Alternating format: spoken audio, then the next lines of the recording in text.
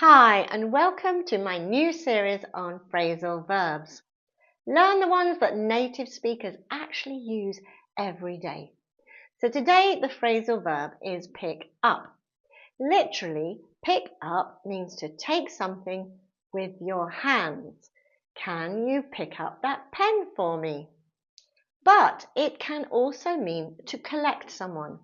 I'll pick you up at 7. Maybe they're coming in their car and they're going to give you a ride. They're going to pick you up. Or, can you pick me up after work today? I finish at 6. You are asking someone to come in the car and take you home. And finally, it also means to learn something naturally.